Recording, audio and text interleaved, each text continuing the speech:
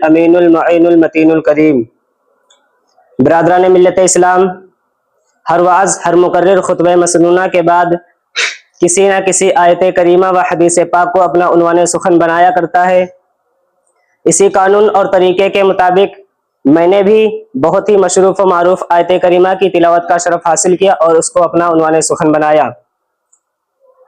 آئیے چمنستان رضوت کے مہکتے پھول اور شمع رسالت کے پروانوں، حیدر کرار کے فدائی اور غوث اعظم کے عقیدت مندوں، آیت کریمہ پر نظر ڈالنے سے پہلے مصطفیٰ جان رحمت، شمع بزم ہدایت، نوشع بزم جنت، کعبے کے بدر الدجا، طیبہ کے شمس الضحیٰ، شافع روز جزا، دافع جملہ بلا، بے کسوں کے کس، بے بسوں کے بس، جن کے بارے میں حضور تاج و شریعہ فخر اظہر فرماتے ہیں، جہاں بانی عطا کر دیں بھری جنت ہبا کر دیں، جہاں بانی عطا کر دیں بھری جنت ہبا کر دیں، نبی مختار قل ہے جس کو جو چاہیں عطا کر دیں، اور فضا میں اڑنے والے یوں نہ اترائے ندا کر دیں، وہ جب چاہیں جسے چاہیں فرما روا کر دیں۔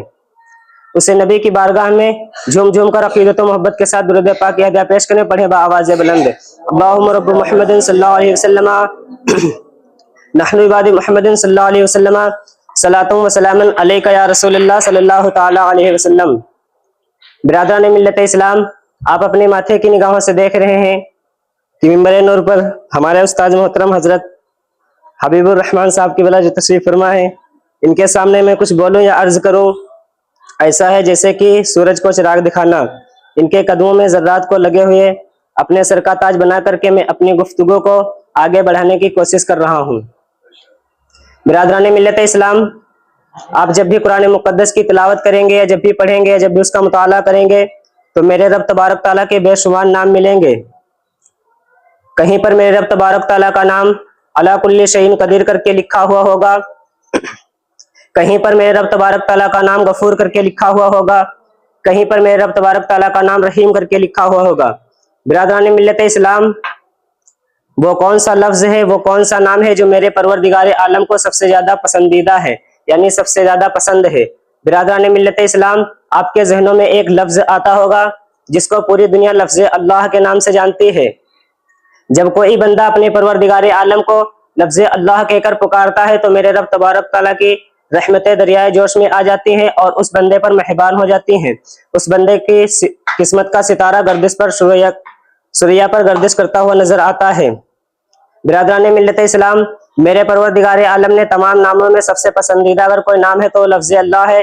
اسی طرح سے میرے پروردگار عالم نے تمام شہروں اور ٹاؤنوں کا وجود بخشا ہے، ان میں اگر سب سے افضل و اعلیٰ بنایا ہے تو وہ شہر مکہ کو بنایا ہے۔ میرے پروردگار عالم نے تمام پہاڑوں کا وجود بخشا ہے، ان میں اگر سب سے افضل و اعلیٰ بنایا ہے تو وہ کوہ طور کو بنایا ہے۔ میرے پروردگار عالم نے تمام سواریوں کا وجود بخشا ہے، تمام سواریوں کا وجود بنانے کے بعد میں اگر ان میں سب سے افضل و اعلیٰ بنایا ہے تو وہ براق کی سواری کو بنایا ہے۔ میرے پروردگار عالم نے تمام فرشتوں کا وجود بخشا ہے، تمام فرشتوں کا وجود بخشنے کے بعد میں اگر سب سے افضل و اعلیٰ بنایا ہے تو وہ جبرائیل علیہ السلام کو بنایا ہے۔ میرے پروردگار عالم نے ہفتے میں 7 دن بنائے ہیں، 7 دنوں میں اگر سب سے افضل و اعلیٰ بنایا ہے تو وہ جمعے کے دن کو بنایا ہے۔ میرے پروردگار عالم نے سال میں 12 مہینے بنائے ہیں، 12 مہینوں میں اگر سب سے افضل و اعلیٰ بنایا ہے تو وہ رمضان المبارک کا مہینہ بنایا ہے۔ میرے پروردگار عالم نے 18,000 مخلوقات کا وجود بخشا ہے، ان میں اگر سب سے افضل و اعلیٰ بنایا ہے تو وہ انسانوں کو بنایا ہے۔ برادران ملت اسلامیہ، میرے پروردگار عالم نے آسمان سے 104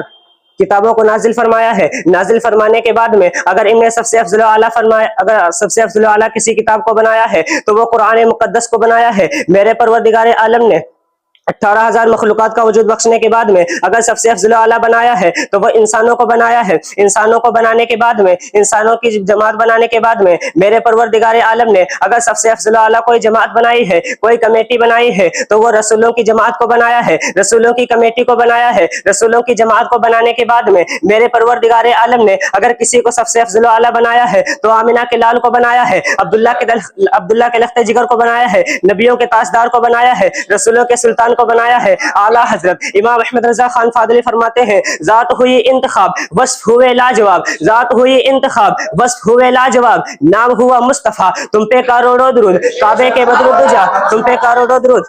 برادران ملت اسلامیہ، اب ہمیں یہاں سے ایک سبق مل گیا، اب ہمیں یہاں سے ایک SMS مل گیا، اب ہمیں یہاں سے ایک سندیش مل گیا. میرے مصطفیٰ پہاڑوں سے بہتر ہے، میرے مصطفیٰ خشکوتر سے بہتر ہے، میرے مصطفیٰ عرش و کرسی سے بہتر ہے، میرے مصطفیٰ کائنات کے وجودی کے ذرے ذرے سے بہتر ہے. آپ کہو گے حضرت آپ کا اتنا بڑا دعویٰ، تمہارے مصطفیٰ کائنات کے وجودی کے ذرے ذرے سے بہتر کیسے ہو گئے؟ تو میں آپ کو چیلنج کرتا ہوں عزیزان ملت اسلامیہ، آپ پوری دنیا کی ہسٹریاں پڑھ لیجئے، پوری دنیا کا چکر لگا لیجئے، کوئی ایسی ذات لا کر کے پیش کریے جس سے خشکوتر پیار کرتا ہو، جس سے لوح و قلم پیار کرتے ہو، جس سے عرش و کرسی پیار کرتی ہو، جس سے کعبہ پیار کرتا ہو، جس سے کائنات کا وجودی کا ذرہ ذرہ پیار کرتا ہو. اگر آپ اپنے آپ کو لے لیجئے گا، اگر آپ سے کوئی محبت کرتا ہوگا تو آپ سے دشمنی رکھنے والے بھی مل جائیں گے. اگر آپ کو کوئی فالو کرتا ہوگا تو آپ کو انفالو کرنے والا بھی مل جائے گا. اگر آپ کو کوئی لائک کرتا ہوگا تو آپ کو ان لائک کرنے والا بھی مل جائے گا. آپ اپنے وزیر اعظم کو لے لیجئے گا، اگر اس سے کوئی محبت کرتا ہوگا تو اس سے دشمنی رکھنے والے بھی مل جائیں گے. آپ ہمارے ظاہر رضا صاحب کو لے لیجئے گا، اگر ان سے کوئی محبت کرتا ہوگا تو ان سے دشمنی رکھنے والے بھی مل جائیں گے. عزیزان ملت اسلامیہ، لیکن میرے مصطفیٰ کی ذات ہے، وہ ذات ہے جس سے خشکوتر پیار کرتا ہے، جس سے لوح و قلم پیار کرتے ہیں، جس سے عرش و کرسی پیار کرتی ہے، جس سے کعبہ پیار کرتا ہے، جس سے کائنات کا وجودی کا ذرہ ذرہ پیار کرتا ہے. وہی ذات 1450 سال پہلے مکہ مکرمہ میں پیدا ہوئی تھی تو ساری دنیا بول رہی تھی، میری زبان سے نہیں بلکہ بریلی کے تاجدار امام احمد رضا خان کی زبان سے سنیے. فرماتے ہیں سب سے اولا و اعلیٰ ہمارا نبی، سب سے بالا و اعلیٰ ہمارا نبی، خلق سے اولیاء، اولیاء سے رسول، اور رسولوں سے اعلیٰ ہمارا نبی. کیا خبر کتنے تارے کھلے چھپ گئے، کیا خبر کتنے تارے کھلے چھپ گئے، پر نہ ڈوبے نہ ڈوبا ہمارا نبی. برادران ملت اسلام، یہ ہے عظمت مصطفیٰ. میں نے خطبہ کے بعد جس آیت کریمہ کی تلاوت کا شرف حاصل کیا، اللہ رب العزت قرآن مجید میں ارشاد فرماتا ہے اِنَّا نَحْنُ نَزَّلْنَا الذِّكْرَ وَإِنَّا لَهُ لَحَافِظُونَ، بے شک میں نے ہی اس کو نازل کیا اور میں ہی اس کی حفاظت کی ذمہ داری لیتا ہوں. برادران ملت اسلام، اسی آیت کی روشنی میں ایک آپ کے سامنے واقعہ رکھ رہا ہوں. حضرات، ایک مرتبہ کی بات ہے کہ ایک مسلمان یہودی کے گھر نوکری کیا کرتا تھا، جاب کیا کرتا تھا، یعنی اس کے گھر پہ کام کیا کرتا تھا.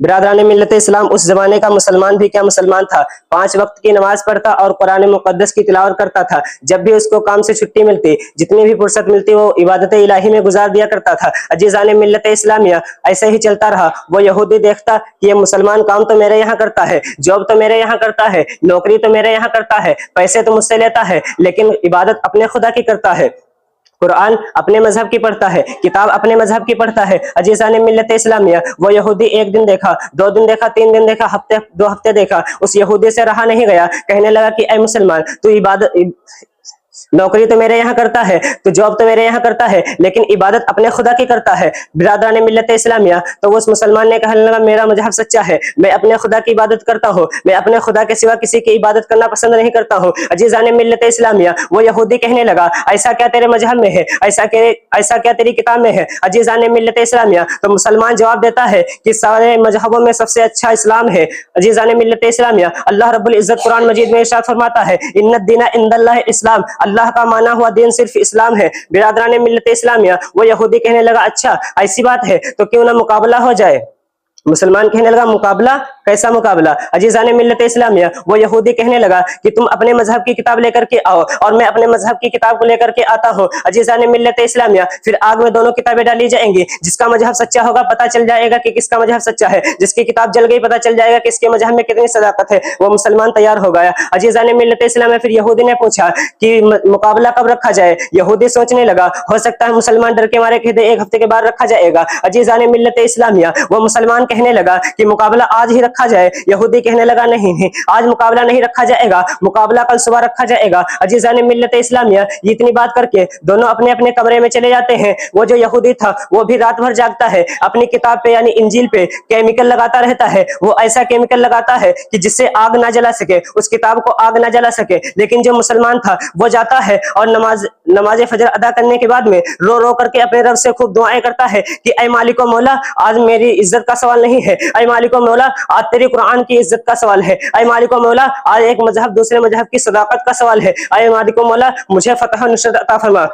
برادران ملت اسلامیہ ایسے ہی صبح ہو جاتی ہے، وہ عیسائی اپنی انجیل لے کر کے سینے سے لگا کر کے باہر نکلتا ہے، مسلمان اپنی قرآن مقدس کو لے کر کے باہر نکلتا ہے۔ عزیزان ملت اسلامیہ، ایک اعلان ہو جاتا ہے پورے ضلع میں، ایک اعلان ہو جاتا ہے کہ دو مذہبوں کا مقابلہ ہونے جا رہا ہے، پتہ لگنے جا رہا ہے کہ کس کا مذہب میں کتنی سچائی ہے، قربان جائیے اس مسلمان پر۔ عزیزان ملت اسلامیہ، لوگ در کے ذوق حاضر ہوتے جا رہے ہیں، مجمع حاضر ہو جاتا ہے، بہت ساری بھیڑ حاضر ہو جاتی ہے، پھر ایک آگ لگائی جاتی ہے۔ عزیزان ملت اسلامیہ، آگ جب خوب بھڑکنے لگی، خوب بڑے بڑے شعلے نکلنے لگے تو لوگ کہتے ہیں کہ اس میں کتاب ڈالی جائے۔ وہ یہودی آیا آگے اور مسلمان آیا، یہودی کہنے لگا کہ تم اپنی کتاب کو آگ میں ڈالو، میں اپنی انجیل کو آگ میں ڈالتا ہوں، جس کی کتاب جل جائے گی اس کا مذہب جھوٹا ہے اور جس کی کتاب بچ جائے گی اس کا مذہب سچا ہے۔ عزیزان ملت اسلامیہ، مسلمان نے کہا نہیں نہیں، میں کتاب کو آگ میں نہیں ڈال سکتا، یہ ہمارے قرآن کی بے ادبی ہو جائے گی۔ اگر مقابلہ ہوگا، لیکن مقابلہ ضرور ہوگا، لیکن مقابلہ کیسا ہوگا؟ تم اپنی انجیل کو آگ میں لے کر کے گھسو اور میں اپنی قرآن کو لے کر کے آگ میں گھستا ہوں۔ عزیزان ملت اسلامیہ،